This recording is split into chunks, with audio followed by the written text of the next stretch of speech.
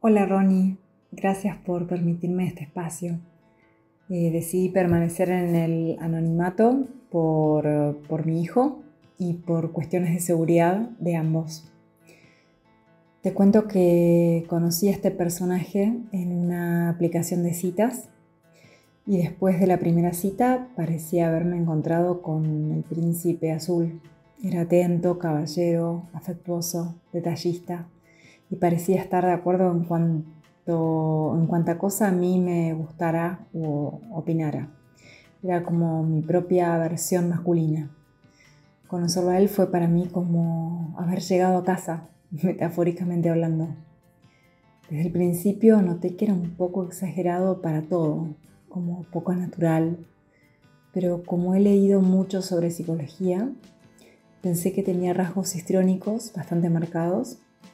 Y si bien era algo que me chocaba al lado de toda la atención y cuidados y amor que yo recibía todos los días, pensé que, bueno, yo tampoco era perfecta y que él también debía dejar pasar cosas de mi persona que quizás no le gustaran. Y bueno, así fui dejando pasar unas cuantas y claras banderas rojas. Al poco tiempo de estar juntos empezaron sus primeros excesos con la bebida. Cuando le reclamaba que había tomado demasiado y que no me sentía cómoda con esa situación, me respondía que el problema lo tenía yo, que era una exagerada, que en realidad no tomaba tanto y que yo no podía verlo relajarse y disfrutar. Después vinieron los primeros insultos y cuando yo decía que no me gustaba que me hablara de esa manera, que era una falta de respeto, me respondía que era su forma de hablar, que yo exageraba, bla, bla, bla. Desde el principio él fue muy intenso, quería verme todo el tiempo y si no podía verme pasaba por la oficina y me pedía que bajara, que solo quería darme un beso, un abrazo o estaba ahí parado con un ramo de flores. Lo que inicialmente me parecían gestos amorosos se convirtieron en un acoso permanente. Me empezó a revisar el teléfono, a criticar la ropa que me ponía, controlaba con quién hablaba, qué hacía y empezó a hacer escenas de celos infundadas por cualquier cosa. Su exnovia estaba presente todos los días. Al inicio de la relación me había dicho que estaba loca, que era mala, que le había hecho mucho daño y que lo había dejado destrozado. Con el paso del tiempo, la loca se fue convirtiendo en una santa. De pronto ella era la única mujer que lo entendía en el mundo, que lo había cuidado como nadie. Y de más está decir que yo, en comparación, no le llegaba ni a los talones. Los momentos de intimidad, que al principio eran apasionados, se convirtieron en un acto mecánico. Me agarraba como si yo fuera un objeto. Se sacaba las ganas y seguía con sus cosas, con su vida, como si yo fuera poco menos que una muñeca inflable. Y empecé a notar una cuota de violencia física, además en esos encuentros tan impersonales. Las peleas sin sentido se transformaron en lo cotidiano, se enfurecía por cualquier cosa, ninguna de las discusiones tenía sentido realmente. Y en esas discusiones se extralimitaba, me insultaba, tiraba cosas por el aire. Llegó a romper la puerta de un hotel en Europa. Habíamos viajado, un viaje muy lindo que le llevó 2 minutos arruinarlo. También recuerdo que tiró una bicicleta mía por un barranco porque yo me empecé a sentir mal y no podía seguir pedaleando. En fin, se empezó a crear un circuito muy tóxico y ante cada desborde de él yo me retiraba, me quedaba en mi casa sin escribirle, esperando una disculpa, esperando que recapacitara. Y ante cada situación de furia, de faltas de respeto, yo ponía un límite y esperaba que él reaccionara. Y no solo no pedía disculpas, sino que desaparecía por días, semanas, lo que se le antojara. Y la que volvía siempre era yo. Tenía que inventar disculpas, echarme la culpa de todo, arrastrarme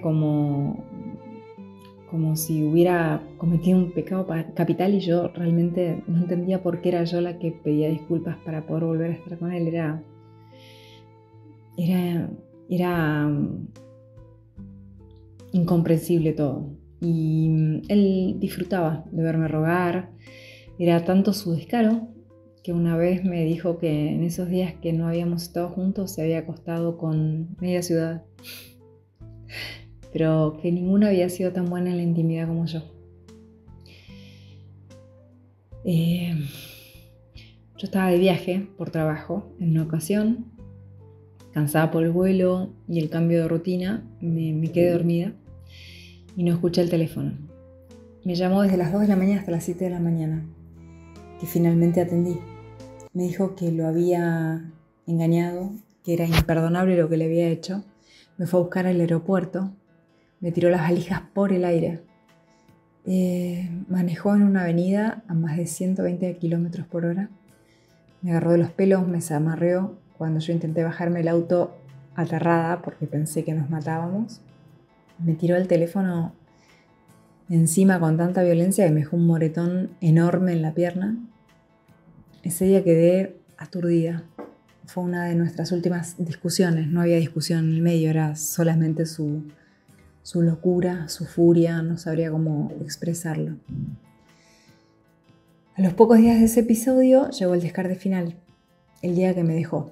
Me dijo que hacía semanas que le había contado a sus hijos, a sus empleados y a su familia que ya no estábamos juntos, que no éramos pareja, y al parecer yo era la última en enterarme y me estaba enterando en ese preciso instante.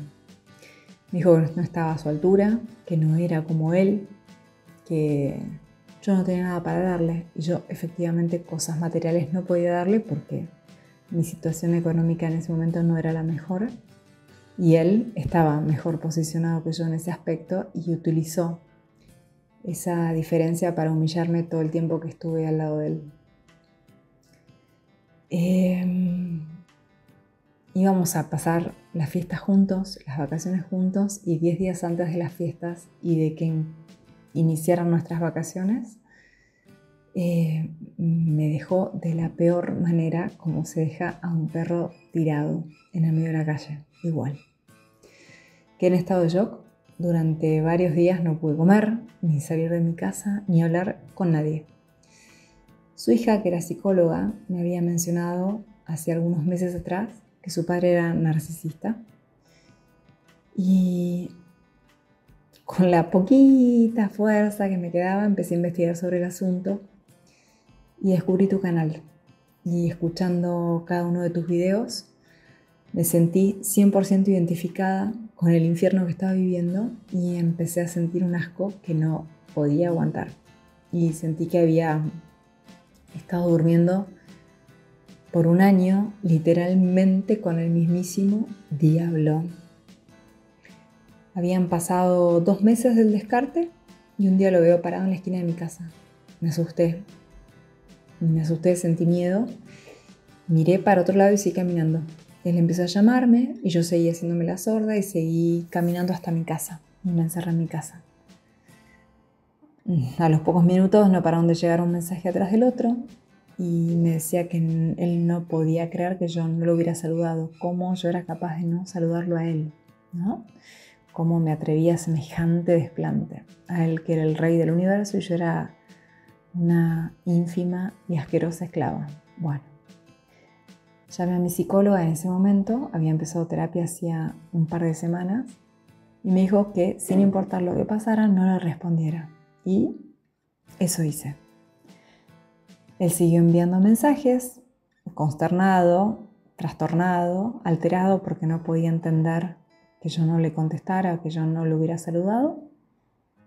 Y al día siguiente salí a la calle y mi auto estaba rayado de punta a punta, completamente destrozado. Al rato recibí otro mensaje que decía que me escribía porque estaba preocupado por mí, que tenía miedo de que algo malo me hubiera pasado y que por eso, si me había pasado algo malo, era esa la razón por la cual yo no le contestaba. Yo estaba en pánico, no sabía hasta dónde podía llegar y el consejo de mi psicóloga solo me había servido para que me destrozara el auto, así que decidí hacer algo distinto y le respondí lo que pensé que él quería escuchar, lo de siempre. Disculparme por mi reacción ante de su falta de humanidad, de, no sé, inadaptación. Me había roto el auto por completo porque no lo había saludado. Así que le mandé un mensaje diciéndole que, dado que la última vez que habíamos hablado, él me había dicho que no quería volver a tener contacto conmigo,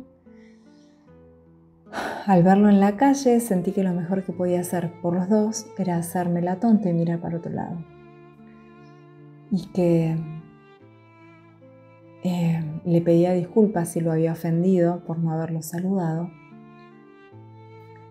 a lo cual él me agradeció y se despidió. Y yo pensé que ahí se había terminado la pesadilla, pero no.